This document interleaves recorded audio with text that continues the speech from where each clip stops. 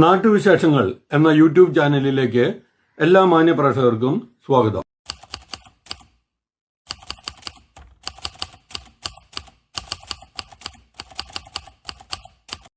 ഈ ചാനൽ ആദ്യം മുതൽ അവസാനം വരെ കാണുക.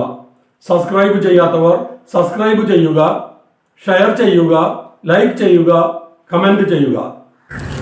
ഏതാനും ദിവസങ്ങൾക്ക് മുമ്പുണ്ടായ ശക്തമായ കാറ്റിലും മഴയിലും ആൽമരം കടപുഴകി വീണ് കേടുവന്ന പൈപ്പ് ലൈൻ മാറ്റി സ്ഥാപിക്കുന്നു. മലമ്പുഴ ഏതാനും ദിവസങ്ങൾക്ക് മുമ്പുണ്ടായ ശക്തമായ കാറ്റിലും മഴയിലും ആൽമരം കടപുഴകി വീണ് കേടുപാടുകൾ സംഭവിച്ച പൈപ്പ് ലൈൻ മാറ്റുന്ന പ്രവൃത്തികൾ വാട്ടർ അതോറിറ്റി ആരംഭിച്ചു. മലമ്പുഴ പാമ്പ് വളർത്തൽ കേന്ദ്രത്തിനടുത്ത പാലത്തിനരികിലൂടെ പോകുന്ന പൈപ്പ് ലൈനാണ് കേടുപാടുകൾ സംഭവിച്ചത്.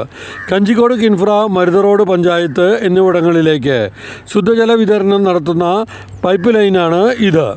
കേടുവന്ന ഭാഗം മുറിച്ചു മാറ്റി പുതിയത് ചേർക്കുന്ന പ്രവൃത്തിയാണ് നടക്കുന്നത്. ചുറ്റും ആംഗ്ലർ വെച്ച് സംരക്ഷണ കവചവും ഉണ്ടാവുമെന്ന് അധികൃതർ പറഞ്ഞു.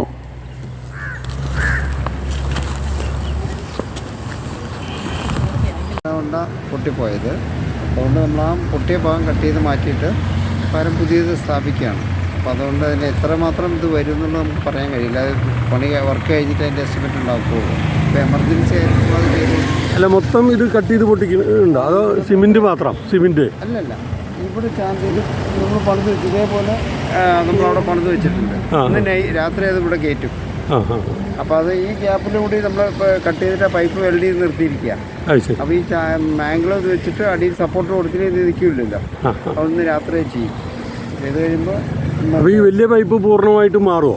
ഇല്ല, പൈപ്പെല്ലാം അങ്ങനെ തന്നെ നിൽക്കും. ഇതിൻ്റെ അടിയിൽ ഇപ്പോൾ ഇതേപോലെ ചാനൽ കൊടുത്തില്ല.